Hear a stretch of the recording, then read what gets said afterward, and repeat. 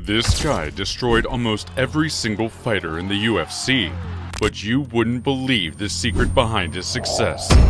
This guy claims that the secret behind his strength and power is drinking his own urine. What's even more bizarre is that this tradition comes from his father, who was a karate master. But is drinking your own pee really the secret behind his success, or is there something more? This is the story of Lyoto Machida. Lyoto Machida's journey to becoming a UFC legend is nothing short of extraordinary. Born in Salvador, Bahia, Lyoto was the third son of Yoshizo Machida, a Shotokan karate master who had moved to Brazil from Japan in his early 20s. Yoshizo wasn't just any karateka. He was the head of the Brazilian branch of the Japan Karate Association. Growing up in Belém, Brazil, Lyoto's martial arts training began when he was just 3 years old. But Lyoto wasn't just about karate.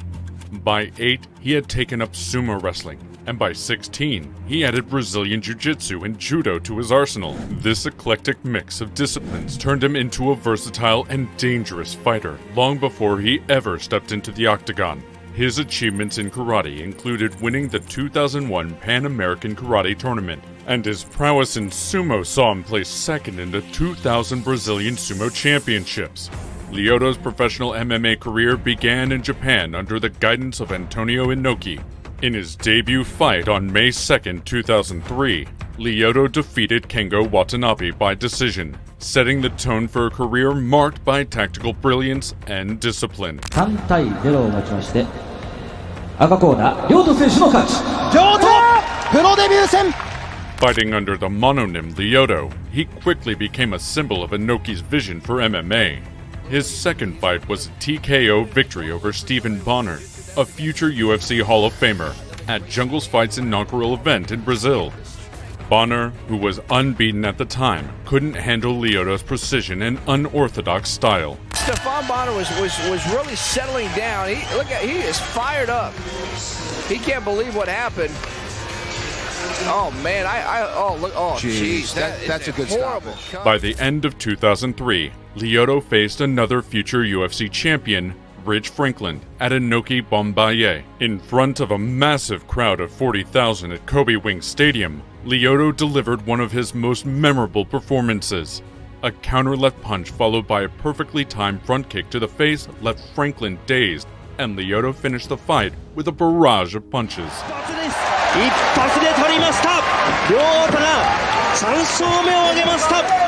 It was Franklin's first professional loss and a testament to Lyoto's evolving skill set. When Lyoto finally made his UFC debut at UFC 67, fans didn't yet know they were witnessing the rise of a future legend. At UFC 79, he submitted Sokojo with an arm triangle choke, proving he wasn't just a striker, but a well-rounded martial artist. One of the defining moments of Lyoto's career came at UFC 84, when he faced Tito Ortiz, a former UFC light heavyweight champion. Ortiz, embroiled in a public feud with UFC President Dana White, was making what many thought would be his final UFC appearance. Lyoto's strategy was masterful, using lateral movements and counter-striking to frustrate Ortiz while neutralizing his takedown attempts. In the final round, Lyoto knocked Ortiz down with a knee to the body. As he moved in for the finish, Ortiz almost secured a triangle choke and later transitioned to an armbar attempt. But Lyoto escaped and won decisively. Dana White later revealed that this fight was the only time he personally handed a fighter a bonus check. As Lyoto Machida's popularity soared, so did curiosity about his unconventional lifestyle, and one revelation left fans utterly stunned. Lyoto is a firm believer in the health benefits of drinking urine. This practice, passed down from his father, Yoshizo Machida, when asked why he drinks urine, Yoshizo explained, "It's for health. Drinking urine in the morning flushes your system and helps clean it daily." The elder Machida views urine as the body's natural cleanser, a practice rooted in both personal experience and traditional Japanese wartime survival techniques. During World War II, Japanese soldiers allegedly drank their urine to bolster their immune system when medicine was scarce. Lyoto adopted the habit years ago when a persistent cough refused to go away despite medication. Seeking his father's advice, Yoshizo recommended drinking urine, and within weeks, his cough vanished. Since then, he's been an advocate, often consuming it daily during training camps to stay healthy. Ed Soares, who has worked closely with the Machida family, he couldn't go through with it. I even went so far as to collect it in a cup, but I just couldn't drink it. Lyoto's rise in the UFC continued as he remained undefeated, defeating Thiago Silva and Rashad Evans in dominant fashion. His fight against Evans at UFC 98 earned him the UFC Light Heavyweight Championship, solidifying his status as one of the sport's best. His style, rooted in traditional karate but adapted for modern MMA, baffled opponents and thrilled fans. Lyoto wasn't just a fighter, he was a tactician, a master of angles and timing. Even as his career progressed, Lyoto never abandoned his roots. His father, Yoshizo, remained a guiding figure, often seen in his corner during fights. Lyoto's respect for his heritage and his ability to blend it with new techniques made him a unique fighter in the MMA world. His nickname, the Dragon, wasn't just a moniker. It was a symbol of his fighting spirit and his ability to breathe new life into the sport.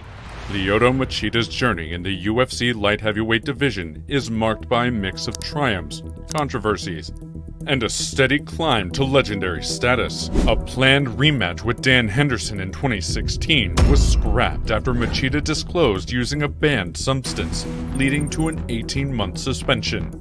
After returning in 2017, Machida faced Derek Brunson at UFC Fight Night 119, but was knocked out in the first round. Has slayed the Dragon here in Sao Paulo. He rebounded with a split decision win over Eric Anders at UFC Fight Night 125. His career resurgence continued with a front kick knockout of Vitor Belfort at UFC 224.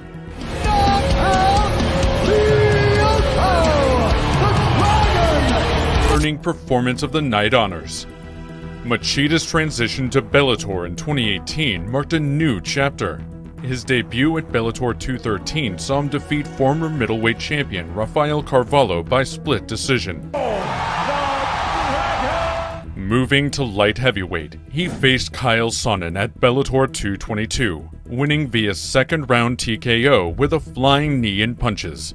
Machida then participated in Bellator's light heavyweight World Grand Prix, but suffered losses to Phil Davis and Ryan Bader, leading to his release in 2023. Machida's career is a testament to his skill, sportsmanship, and adaptability. From spectacular knockouts to controversial decisions, his journey remains one of the most memorable in MMA history.